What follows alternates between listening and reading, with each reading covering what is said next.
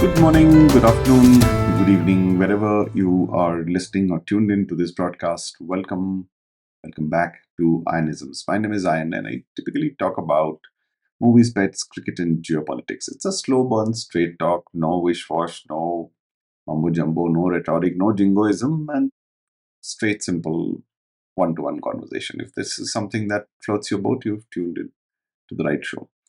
As always, there is an interesting conversation that has caught my attention, and I want to have a few thoughts exchanged in this episode. I am going to talk about the recently concluded India v Pakistan T20 World Cup match and the drama surrounding it, of course. So sit back, relax, and let's jump right in. First up, let's talk about the match, and then I will talk about the drama, the geopolitical angle to the match once I cover the the inferences of the match itself. Right at the start, Salman Ali Agha, the Pakistani skipper, decided to field on the Premadasa pitch. I gut feel spoke that, oops, it's a wrong decision. And I can understand why the rationale might be. There could be a Duckworth Lewis given the weather, there could be due factor, there could be a whole bunch of other things, right? They were probably thinking that they trust their bowling to come good on a turning track, go by what your current instinct tells you, and sometimes it's right and sometimes it's wrong. And we have been wrong, as in Team India has been wrong on calling the toss multiple times. So that cancels itself out. The first innings, batting, Mr. Abhishek Sharma, third duck in a row. I think the noise is getting to his head and nothing to do with his ability to hit the ball. I think the noise, the space between his ears, is getting a bit crowded, and you need somebody of the stature of Mr. Raul Dravid or somebody like that to put some sense into the bloke's head and say, shut out the noise. And this is where the famous Virat Kohli or even Mr. KL Rahul's expression, right? That that is required so that you don't react to the either the expectations or the criticisms. But there is an element of cricketing sense that needs to be whispered into his ears without really disturbing the role that he's defined to do. And when I say cricketing sense, it's a high pressure situation. In fact, all matches are high pressure situations. So one would easier said than done, but one would need to factor that out. I mean, as a sports fan, I could sense by the second delivery that the ball was stopping and coming onto the bat, maybe the third delivery. So then one needed to recalibrate and say, I need not go for a shot. I might mistime it. Can I just go over to the other end, get the feet rolling? If it is a rank long hop or something like a rank bad ball, then probably give it a tonk. But if not, then let me get the feel of the pitch because I already have scored or not scored in the previous two. Why risk the third match? So again, it's very easy to be smart hindsight, and especially when you're not in the thick of things. We are almost watching the match. I mean, literally watching the match from a distance and not in the middle. And so there is a difference. And also you have to factor in is probably 24, 20, 25, 26 years old. A lot of reasons to say, okay, give it the benefit of doubt. But on the flip side, if you want to look at it and you want to be a little more critical, and if not critical, if you want to critique that thought process, well, you're working with arguably the best resources, the best facilities, the best cricketing minds. And so, and you've grown up. Yeah, I mean, you've been playing IPL for a few years now. You've grown up understanding the nuances of the modern day game. You have a mentor in Mr. Yuvraj Singh, and so on and so forth. So, game awareness is something that I don't know if it can be taught. It should be taught at some point by examples and videos, and I'm sure the analysts in the team do that. But it's something that has to come to you naturally. And I can't probably put the blame on Mr. Abhishek Sharma completely, because Mr. Rohit Sharma has often been guilty of slogging to 45 when a specific fielder is posted there and the bowler is saying, I will bowl a short one, and I know you're a compulsive puller, and I will take my chances. It becomes like an ego battle, like, whereas Mr. Sharma's response has been, well, I back myself to clear the fence more often than being caught. Like, yeah, there is merit in that logic, but you also know that you're playing the final.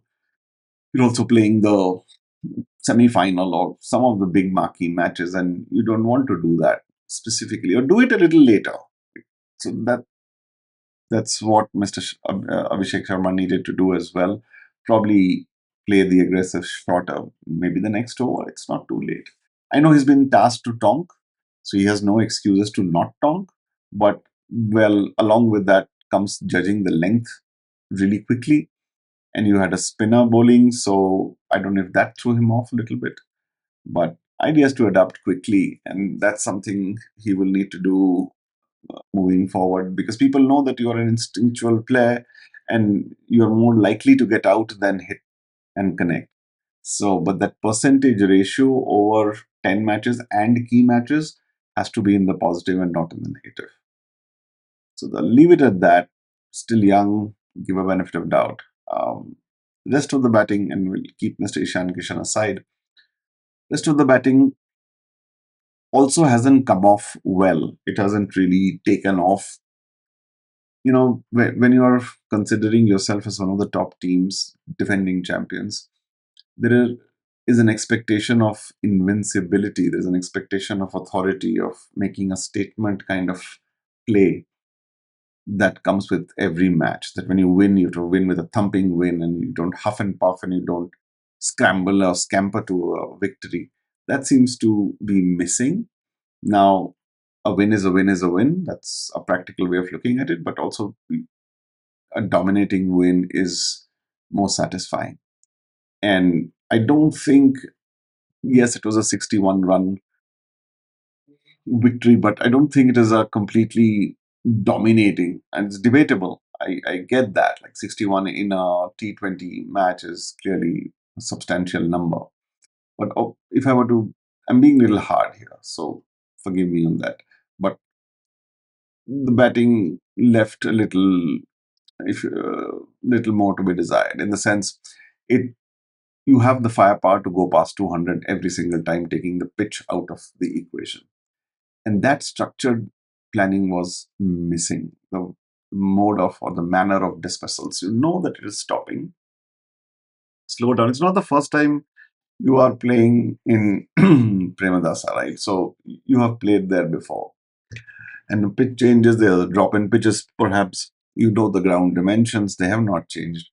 So, bit, and all the games, not just this specific India Pakistan game, but all the other games as well, batting has not been fluent. Excuse me. It didn't come across as a clinical performance. Let's put it this way. It has not come across as a clinical performance.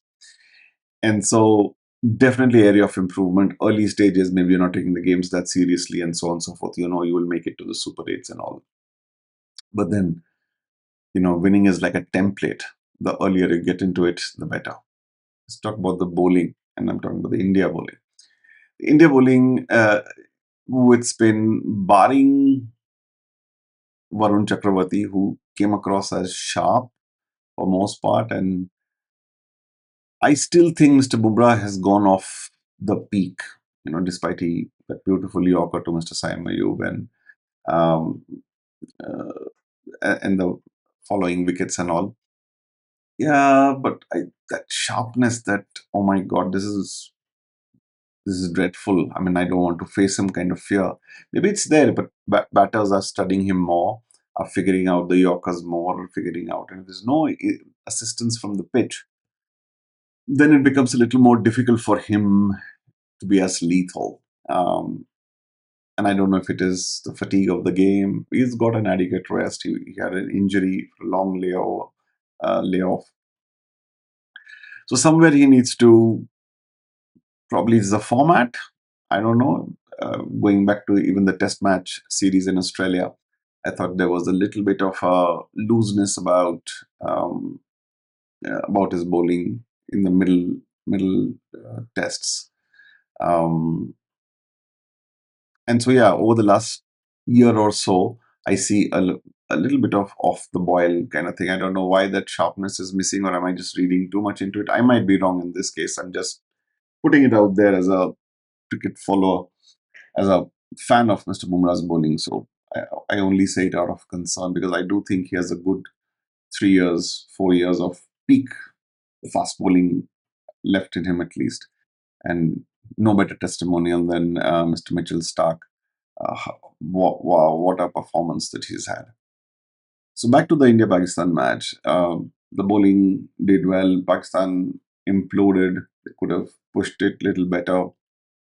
I think they also get caught up in the theatrics of it a little bit more than Team India does, and unfortunately, it impacts their game. Uh, but as we have, some of the commentary that I was hearing, and I want to spend a couple minutes on that. It's no more a rivalry. It's a one-sided game.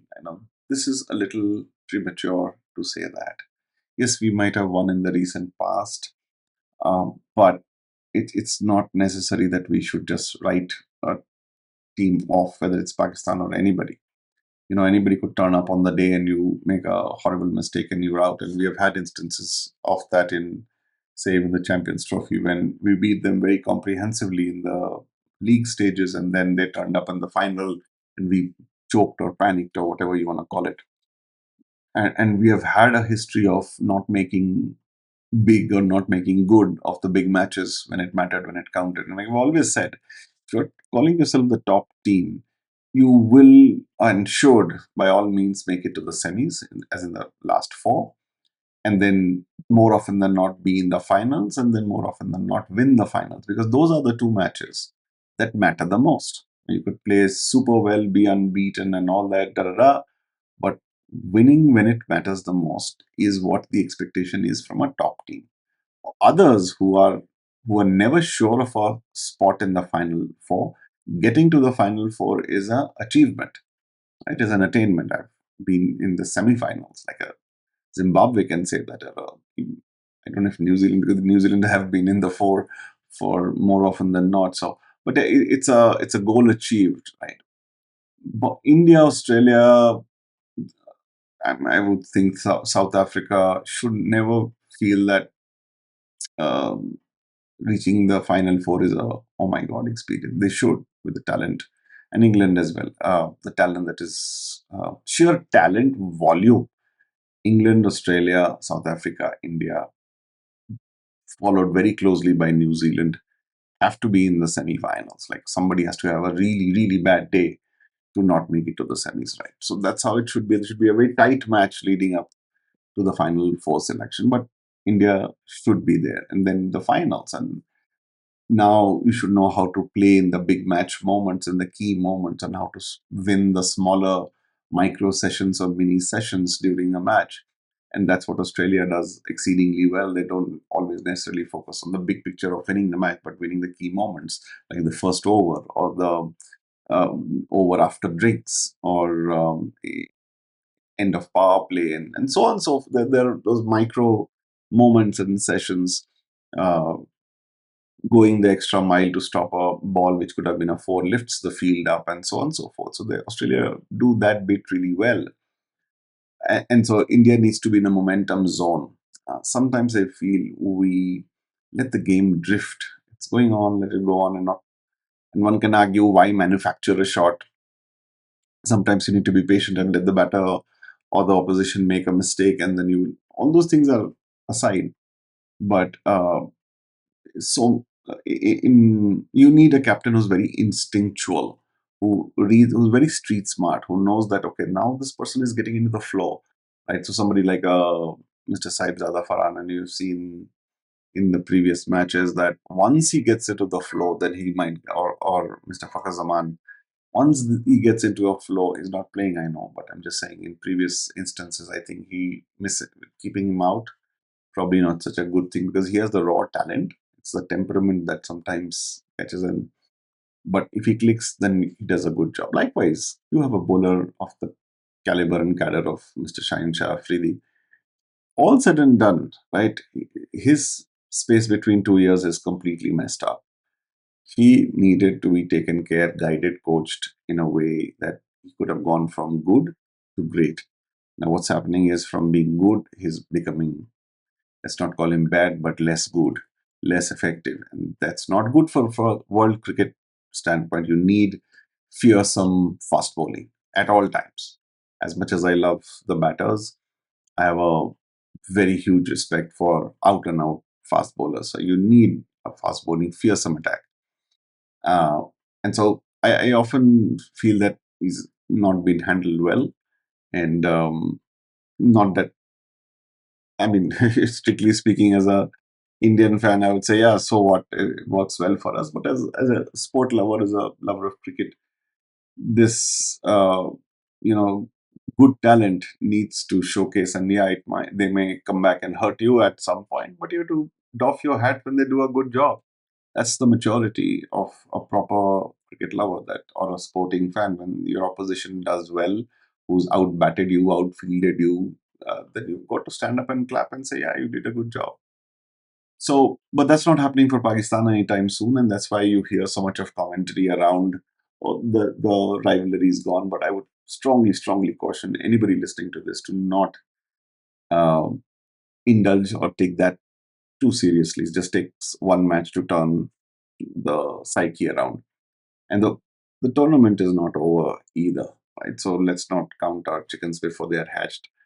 Um, there will come a time. There will come a time when Pakistan will beat India. There will come a time, whether it is the next match or 10 matches later. We don't know. It's only a matter of time, right? So both countries shouldn't go overboard in that result, right? If Team India loses, unfortunately, if that happens, and loses by way of, what I would do expect is, if we lose, we give them a scare, as in maybe give them a very hard time, so that even though they won, they didn't feel the joy of victory. That kind of loss is still acceptable. What hurts most is the one-sided losses, like when you abject bad, when you played really, really badly. He almost self imploded. And that's what probably Pakistan is going through right now, imploding more than genuinely getting outfoxed by the opposition. And so those losses hurt more. So if and when the time comes when India is at the receiving end, my only hope and expectation is that we have fought hard right till the end, and somehow they got lucky and they won. It gives us some bragging rights that, oh, you got away, you got lucky. Maybe it was a Duckworth Lewis for all you know, stuff like that. But I beat you fair and square, at least to me, hurts much more than somehow I sneaked a victory.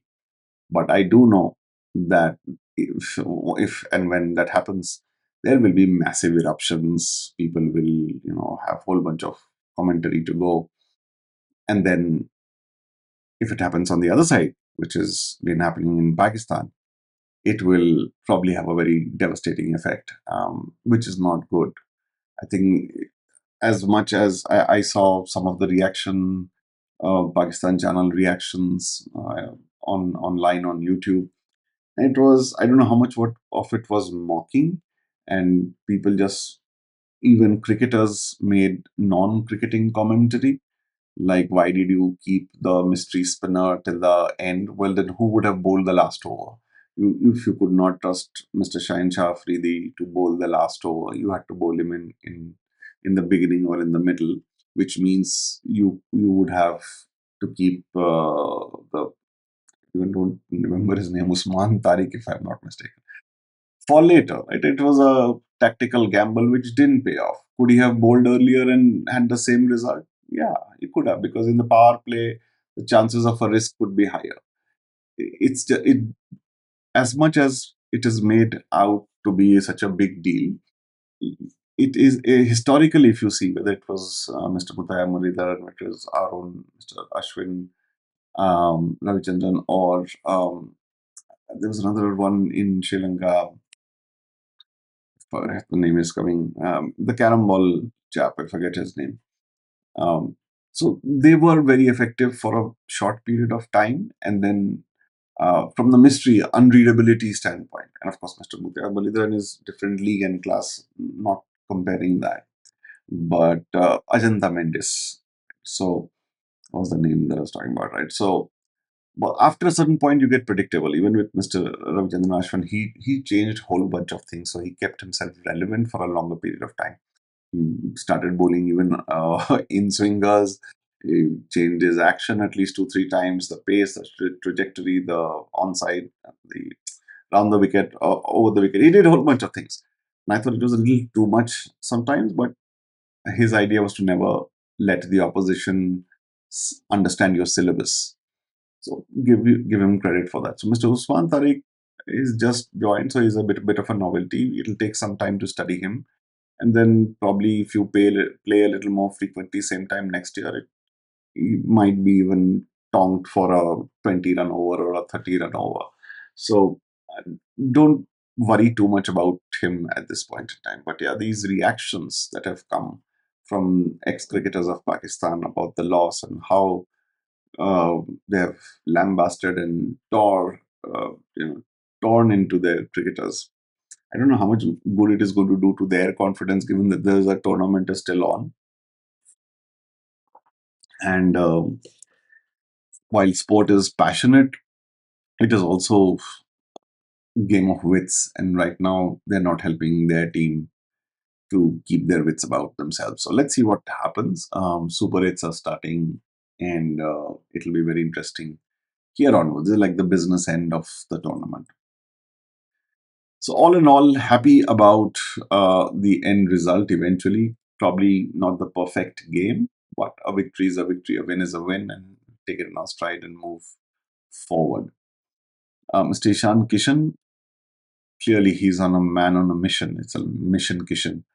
Um, I think the time away from active cricket would have reset his priorities, as probably did with so many other players. I think Mr. Shreyas Iyer would have also gone through some cathartic experience. Um, I think even Mr. Shubman Gill right now might be feeling the same, as would who else? A couple of other players who've been left out. I forget the names, but it does help when you're not in the major scheme of things. And Mr. Yashasvi Jaiswal as well. I mean, not that he's done any badly, but not being in a World Cup squad will is still very young. Would want to be part of every World Cup in any format, as would it would be for Mr. Rishabh Pant as well to see Mr. Ishan Kishan do so well.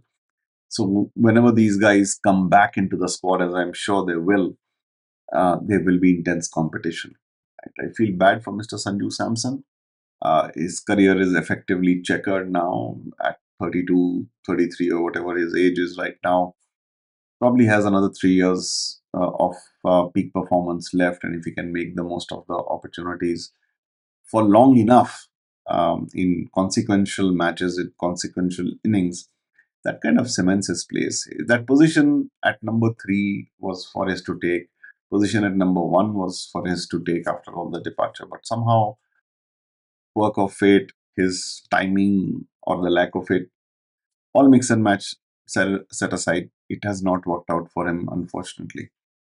And now you have these two openers making the most of it. So fingers crossed and seeing how long a rope does Mr. Abhishek Sharma get. So lots of questions for Indian cricket to think about. I do think there's a lot of area of improvement, but overall, so far so good. Coach Gambhir, well, when the winning is good, it's good, but the the loss against South Africa in Test matches and this home series defeats, that that hurts. That just upsets the last 10, 12 year, maybe even more 15-year legacy. No excuses for that. And so the nature of our sport is that there's so many formats and so many back-to-back series. We keep on moving, and until we revisit that, what the hell happened there, and have some accountability. That it'll never get rectified, right? So you don't want to win by chance, you want to win by design. And somewhere from his coaching ability standpoint, I don't know. We are not privy to dressing room conversations. We can only view from what the tactical decisions are on the field, and one can never know whether it was a sole captain's decision or was it a tactical strategic decision suggested by the coach. But either way, somebody has to have an accountability, and there should be the top 10 tough questions for Gigi, Coach Gigi. And it reminds me of Ted Lasso.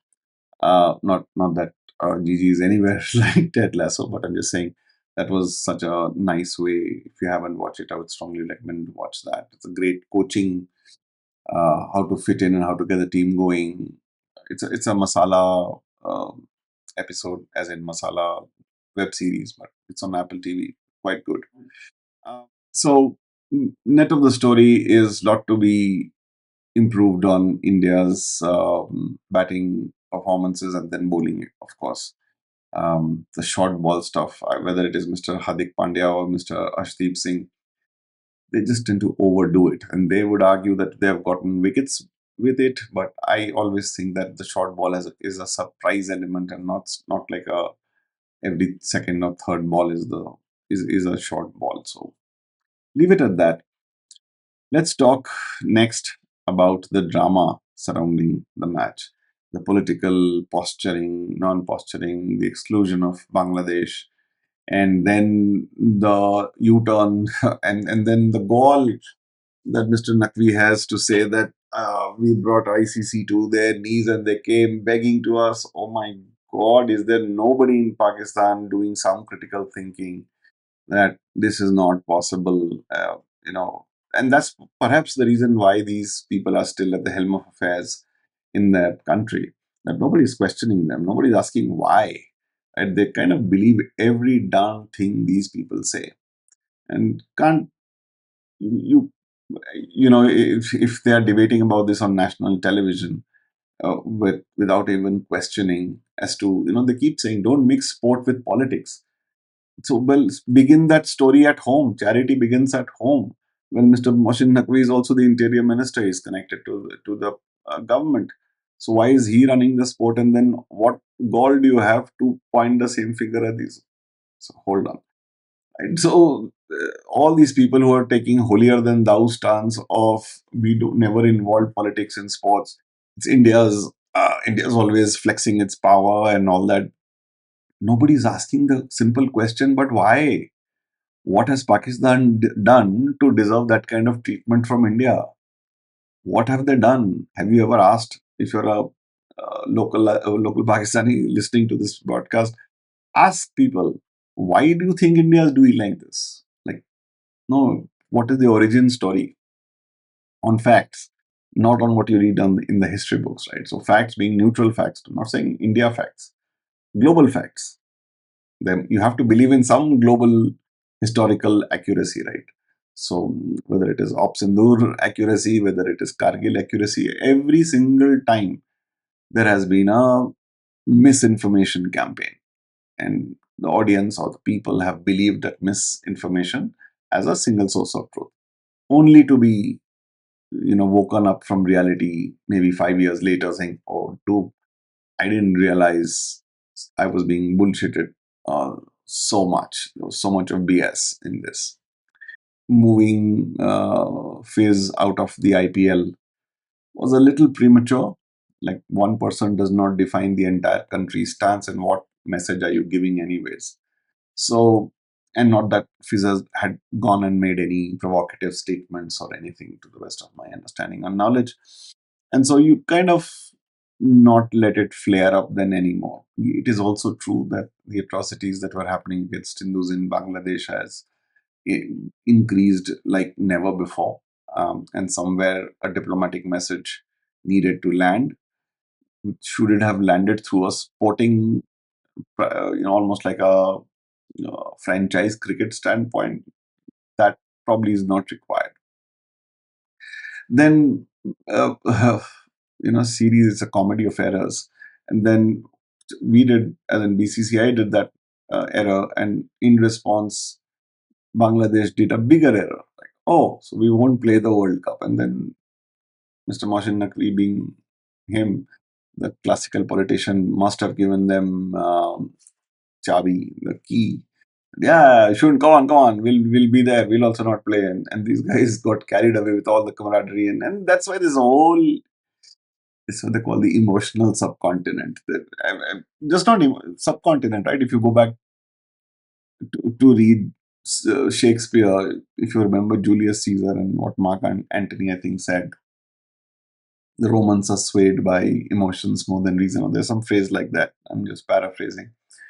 So globally, one can argue only the elite are very rational and objective. Rest of the world is emotional. But fair to say, subcontinent is little higher on emotion than on objectivity uh, and facts. Which is why even in stadiums, the team is not doing well, but when the camera pans on you, people are going, yeah, like as if being on camera is like bigger than the match that you have come to watch. Or perhaps it is like they feel now they're famous, and so it just tells you that it transcends the understanding of the game, and that comprises 70% of your audience, right? And so everything is geared towards that eyeball reaction, that instant reaction.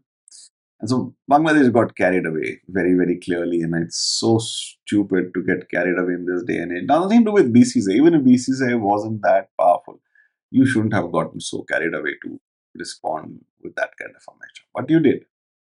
And now the fun part is that Pakistan started posturing, okay, we will not play, we will not play.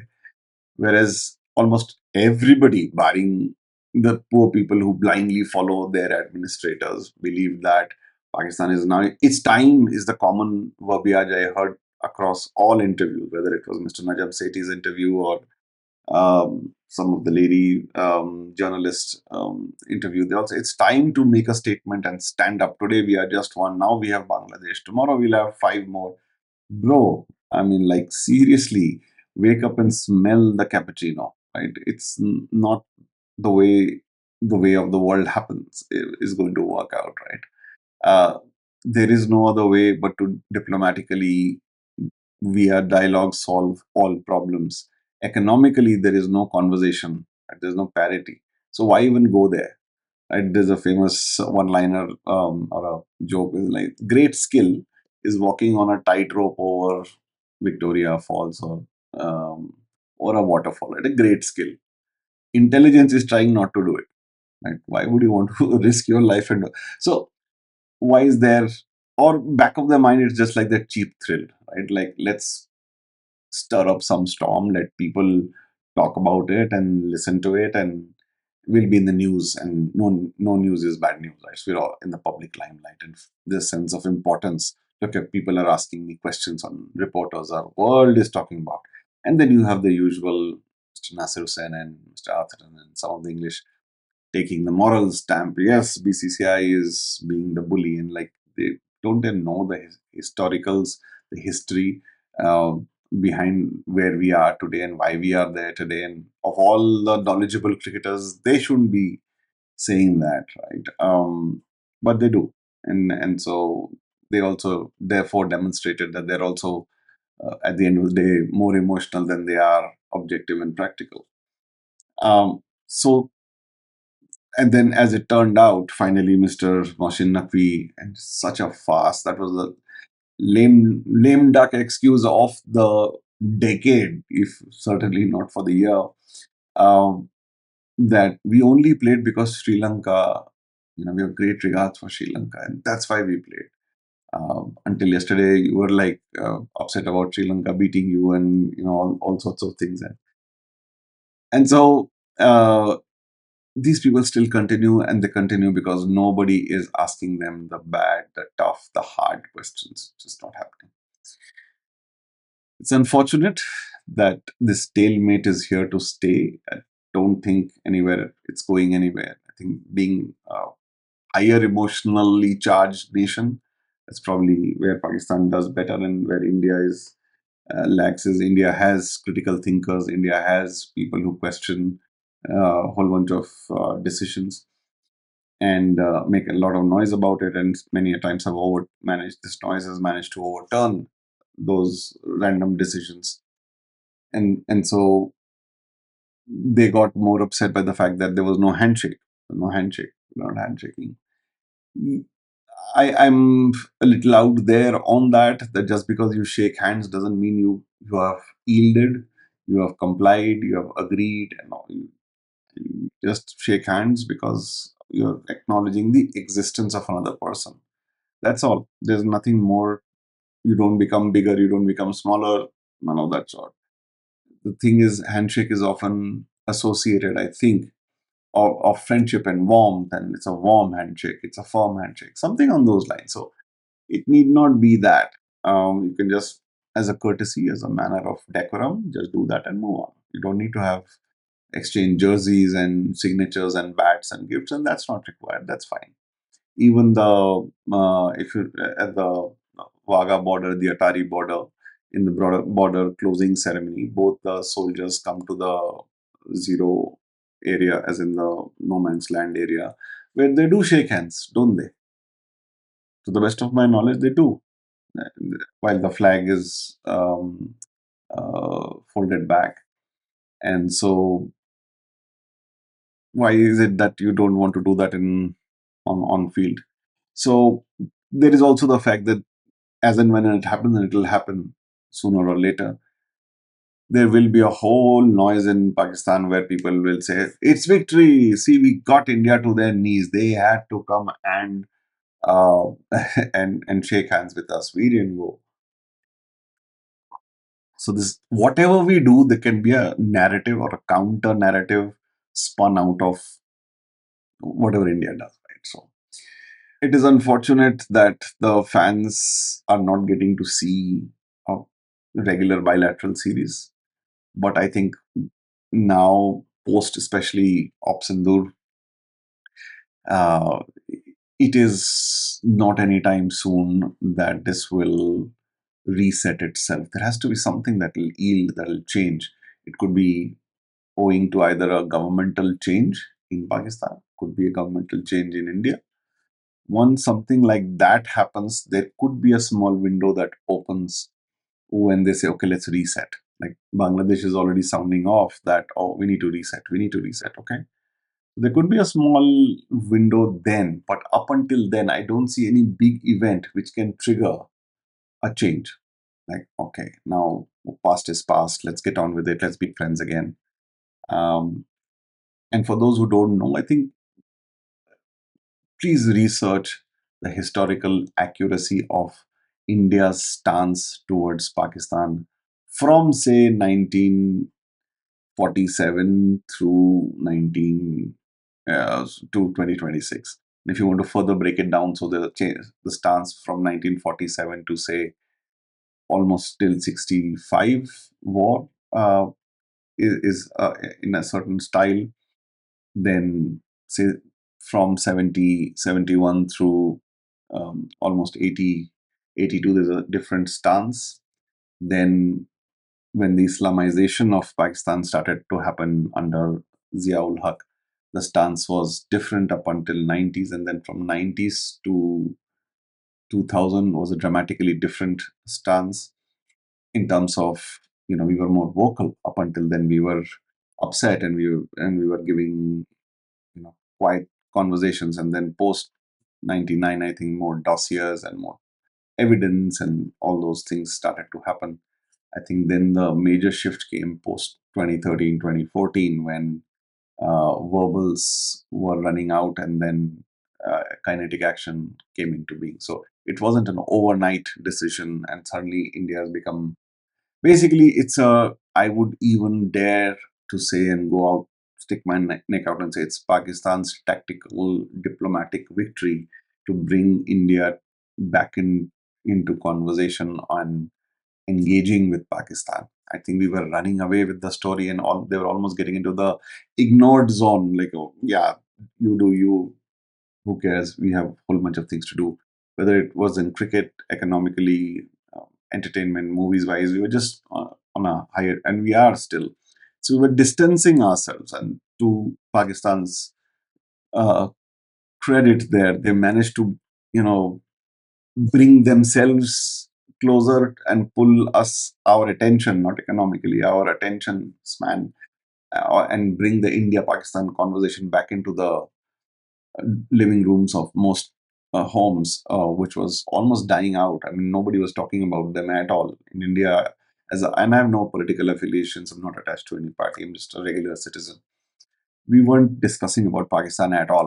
Right? I mean, there was so many other things to talk about, and so they've been successful in re-establishing their irritants in our mind space over the last 6 7 years or 8 years, I think, post Pulwama and all that, right? Which will have an impact on the sport, right? And so it is very difficult to delineate politics from sport. They haven't done it. We aren't going to do it. Yes, the world cricketing fraternity, cycles, logistics, broadcasting is is almost like a collateral damage. It's almost like they are suffering on account of this. They also know the reality, and the only question is, will commerce triumph nationalism? Like, will there come a time when a broadcaster will say, no, if I have signed up to broadcast in India, I will only broadcast in India and all teams have to be in India. And if the teams, those who want to boycott that, then they boycott that. They can't keep pushing it. It's a government decision. So what I can't do. And so somewhere they will, do they have the power to transcend governmental approvals? And if not, then can there be a reverse thing that they say, I will only pay you that kind of money, those broadcasting rights money, if India plays in Pakistan or Pakistan plays in India? Can the broadcasters get together and make that kind of statement? And then, if the government still stands by their stance that no, it'll be interesting to see if that will move the needle in one way or the other. So, lots of questions, lots of thoughts to think about. Another World Cup coming up next year, Olympics coming up. This is going to be on repeat mode until at least the foreseeable 2 years, 3 years. As sport lovers, we would want somewhere to be things to get resolved, and not just from a cricketing standpoint, but from a geopolitical standpoint as well, so that everything has a time limit to it. Right? Beyond that, like, just give it up and go on. Like, give it up does not mean surrender. Give it up means, can we just not fight anymore? Can we just not fight anymore? Let's just coexist. You don't need to love me. I don't need to love you. You don't need to hate me. I don't need to hate you. We coexist, right? And meet at social gatherings where required, shake hands where required, and continue. You don't bitch about me. I don't bitch about you. You don't do bad things to me. I don't do bad things to you. Why is that a difficulty? I don't know. Like, as ordinary citizens, we don't know what we don't know, right? So there can be a possibility of hope, saying at some point after the immediate 3 4 years, there could be a reset. Up until then, we have to keep our fingers crossed and hope things go as smoothly as possible. There will be all hiccups, and hopefully there'll be less posturing from Pakistan. We'll do this, we'll do that, and ideas to lessen the tension and not heighten it. And to all the fans, your team is there to play well, and you have every right to expect them to do well every single time. But they will also have the odd bad day. Yes, that odd bad day could be against your arch rivals and opposition. It can happen. And then you have to also learn to accept defeat as you enjoy the victory. Um, being the critical point being that you're winning more often than not, which is the case with Team India. Leave you with that. I hope you had a lot of things to think about this conversation. Leave me some comments and thoughts. No rhetorics, no big jingoism thing. Like, common conversations. If I'm missed out any point, love to hear your thoughts. Disclaimer: these are all personal opinions. Again, remember that. And no hurt or anything is intentional. It's just objective, as neutral as possible conversations. So until we meet the next time, Stay well, stay safe. My name is Ayan, and you are listening to Ionisms. Peace out.